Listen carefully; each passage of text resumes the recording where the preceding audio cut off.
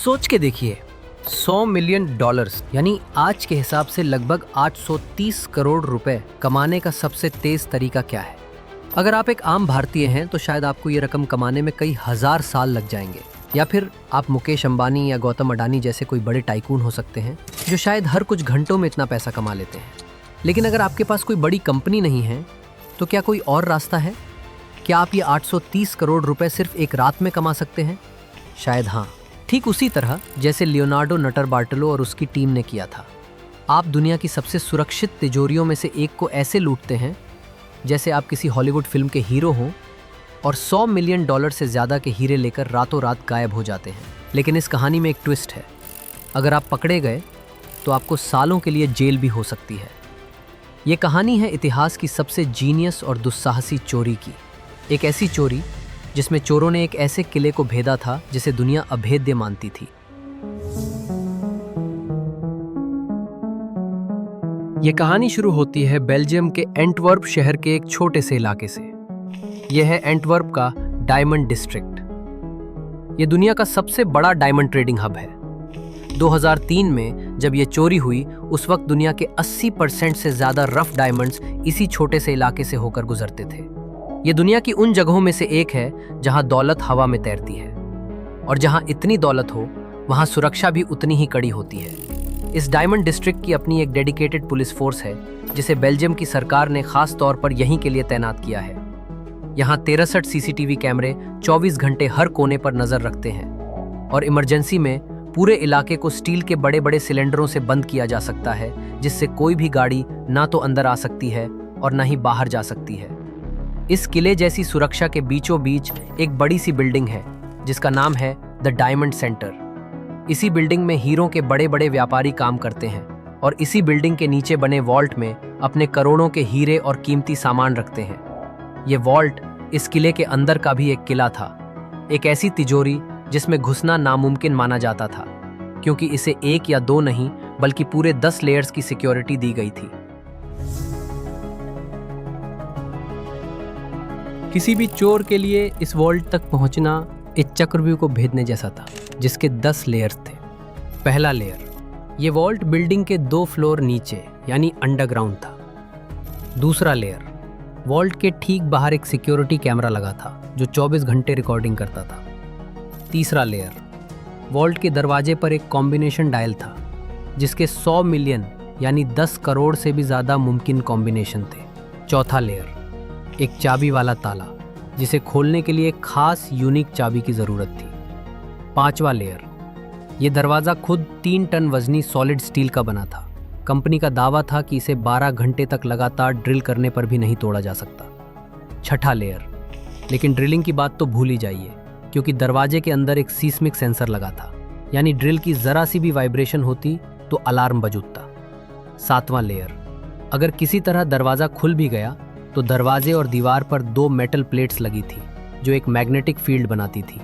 दरवाज़ा खुलते ही ये फील्ड टूट जाती और एक और अलार्म बज उठता। आठवां लेयर, उस स्टील के दरवाजे के पीछे एक और स्टील का दरवाज़ा था जिसे खोलने के लिए एक और चाबी की ज़रूरत थी। अब मान लीजिए कोई इन 8 लेयर्स को पार कर भी गया तो अब शुरू होता था असली खेल। 9वां लेयर, वॉल्ट के अंदर एक और कैमरा था जो 24 घंटे रिकॉर्ड करता था। और सबसे मुश्किल 10वां लेयर, वॉल्ट के अंदर 2 तरह के सेंसर थे।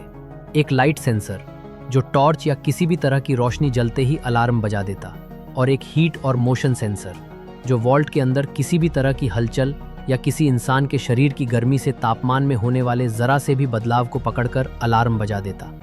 इन 10 दरवाज़ों को देखकर कोई भी कह सकता था कि यहाँ चोरी करना नामुमकिन है, लेकिन नोटारबार्टोलो के लिए नामुमकिन सिर्फ एक शब्द था। नोटारबार्टोलो ने इस नामुमकिन काम को मुमकिन बनाने के लिए जो तरीका अपनाया वो किसी भी जासूसी फिल्म से कम नहीं था, और इस प्लान को अंजाम देने के लिए उसने जो सामान इस्तेमाल किया वो आपको किसी भी लोकल हार्डवेयर की दुकान पर मिल जाएगा। 2000 में यानी चोरी से 3 साल पहले नोटारबार्टोलो ने डायमंड सेंटर में एक ऑफिस किराए पर लिया। वो खुद को एक इटालियन डायमंड मर्चेंट बताता और आम व्यापारी की तरह पेश आता। धीरे धीरे उसने वहाँ के व्यापारियों से दोस्ती करना शुरू किया, छोटे मोटे सौदे किए और अपना भरोसेमंद चेहरा बना लिया। चूंकि वो अब बिल्डिंग का रजिस्टर्ड किराएदार बन चुका था, उसे एक एक्सेस कार्ड मिला जिससे वो दिन रात जब चाहे बिल्डिंग में आ जा सकता था। और सबसे ज़रूरी बात, उसे वॉल्ट एरिया तक भी पहुंचने की अनुमति मिल गई थी। डायमंड सेंटर के अंदर फोटोग्राफी सख्त मना थी, लेकिन नोटर बार्टोलो ने जुगाड़ लगाया। उसने एक छोटा डिजिटल कैमरा एक पेन के ऊपर फिट किया और जब भी वो अपनी जेब में वो पेन रखता, कैमरा बाहर की ओर झांकता रहता। इस पेन कैमरे की मदद से उसने वॉल्ट के अंदर और बाहर की 100 से ज़्यादा तस्वीरें खींची, बिना किसी को शक हुए। इन सभी तस्वीरों का इस्तेमाल करके उसने और उसकी टीम ने इटली में एक गोदाम में वॉल्ट का हूबहू नकली मॉडल तैयार किया। उस नकली वॉल्ट में टीम ने महीनों तक चोरी की प्रैक्टिस की। हर मूवमेंट, हर सेकंड की टाइमिंग को इतना पॉलिश किया कि असली वॉल्ट में वो आंख बंद करके भी काम कर सकते थे। और फिर आया सबसे ज़्यादा चौंकाने वाला दाव। चोरी से ठीक एक दिन पहले, यानी 14 फरवरी को, नोटर बार्टोलो हमेशा की तरह वॉल्ट में गया, लेकिन इस बार उसके पास औरतों का हेयर स्प्रे था। किसी को बिना बताए उसने बड़ी चालाकी से हीट और मोशन सेंसर पर हेयर स्प्रे की एक पतली परत चढ़ा दी। ये एक बेहद साधारण लेकिन शानदार हैक था, जिससे अगली रात सेंसर किसी भी तरह की गर्मी या हरकत महसूस नहीं कर पाएगा। सब कुछ तैयार था, अब बस एक परफेक्ट रात का इंतजार था। टीम ने चोरी के लिए 15 फरवरी शनिवार की रात चुनी। उन्हें पता था कि डायमंड सेंटर में काम करने वाले बहुत से लोग यहूदी थे और वो शनिवार को काम पर नहीं आते। सिक्योरिटी गार्ड्स भी नहीं थे, क्योंकि सबको भरोसा था कि वॉल्ट की टेक्नोलॉजी अभेद्य है। रात करीब 12 बजे टीम एक किराए की कार में डायमंड सेंटर के पास पहुंची। नोटर बार्टोलो कार में ही रुका, जो गेटअवे ड्राइवर का काम कर रहा था। बाकी 4 लोग बगल की एक पुरानी बंद पड़ी बिल्डिंग में घुस गए। वहां से वो एक बगीचे में पहुंचे जो डायमंड सेंटर की दीवार से सटा हुआ था। उस बगीचे में उन्होंने पहले से ही एक सीढ़ी छिपा रखी थी। सीढ़ी की मदद से वो डायमंड सेंटर की एक बालकनी पर चढ़ गए। इस बालकनी पर एक इंफ्रारेड सेंसर था, लेकिन टीम पहले से तैयार थी। उन्होंने एक घर की बनी पॉलिएस्टर की शील्ड का इस्तेमाल किया और खुद को ढककर सेंसर के पास पहुंचे।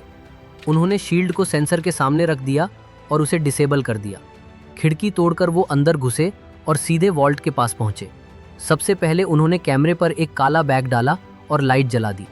मैग्नेटिक फील्ड वाले सेंसर के लिए वो अपने साथ एल्यूमिनियम की एक प्लेट लाए थे, जिस पर डबल साइडेड टेप लगी थी।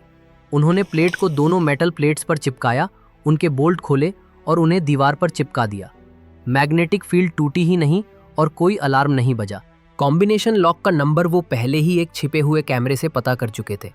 और सबको हैरान करने वाली बात यह थी कि जिस सुपर यूनिक चाबी की इतनी चर्चा थी, वो वॉल्ट के पास ही एक अलमारी में लटकी हुई मिली। इतनी बड़ी सुरक्षा में इतनी बड़ी लापरवाही। उन्होंने चाबी उठाई और ताला खोल दिया। अब वो वॉल्ट के अंदर थे। हेयर स्प्रे ने अपना काम कर दिया था, लेकिन उन्होंने कोई चांस नहीं लिया। उन्होंने हीट सेंसर पर एक स्टायरोफोम का बॉक्स रख दिया, लाइट सेंसर पर काली टेप चिपका दी और अंदर वाले कैमरे पर भी एक काला बैग डाल दिया। उन्होंने छत की तारों को भी इस तरह से रीवायर किया कि कोई अलार्म बाहर न जा पाए। और सबसे हैरान करने वाली बात, उन्होंने ये सब कुछ घुप अंधेरे में किया, क्योंकि उन्होंने प्रैक्टिस कर करके पूरे वॉल्ट का लेआउट रट लिया था। अगले कुछ घंटों तक उन्होंने जमकर लूटपाट की। हीरे, सोना, गहने और कैश, जो कुछ भी मिला उन्होंने अपने डफल बैग्स में भर लिया। सुबह 5:30 बजे वो $100 मिलियन से ज़्यादा की लूट के साथ बाहर निकले, अपनी कार में बैठे और गायब हो गए। एक भी गोली नहीं चली, एक भी अलार्म नहीं बजा। ये एक परफेक्ट क्राइम था, लेकिन भगदड़ में वो एक बेवकूफ़ी भरी गलती कर बैठे। चोरी के दौरान उन्होंने प्लास्टिक के ग्लव्स पहने थे ताकि कोई डीएनए न छूटे। प्लान था कि इटली वापस जाते वक्त वो इन सारे सबूतों को जला देंगे, लेकिन रास्ते में नोटार बार्टोलो का एक साथी घबरा गया। उसे लगा कि पुलिस पीछे पड़ जाएगी। उसने जल्दबाजी में सारे सबूत, ग्लव्स, औजार और कचरा एक बैग में भरा और खिड़की से बाहर जंगल में फेंक दिया। उस बैग में एक आधा खाया हुआ सलामी सैंडविच भी था। कुछ दिनों बाद जब एक लोकल आदमी को वो बैग मिला, तो पुलिस को उस सैंडविच पर डीएनए मिल गया। वो डीएनए सीधा नोटार बार्टोलो से मैच हो गया। सदी की सबसे बड़ी चोरी का पर्दाफाश एक सैंडविच ने कर दिया। नोटार बार्टोलो को गिरफ्तार कर लिया गया और उसे 10 साल की सज़ा हुई। लेकिन उसने आज तक अपनी टीम के किसी भी सदस्य का नाम नहीं बताया है। और कहानी यहीं ख़त्म नहीं होती। आज तक उन $100 मिलियन में से एक भी हीरा बरामद नहीं हुआ है। वो सब कहाँ गया, कोई नहीं जानता। हालांकि नोटार बार्टोलो आज भी ये दावा करता है कि उन्होंने सिर्फ $20 मिलियन की चोरी की थी। उसका कहना है कि $100 मिलियन की कहानी तो डायमंड व्यापारियों ने इंश्योरेंस का पैसा हड़पने के लिए खुद बनाई थी।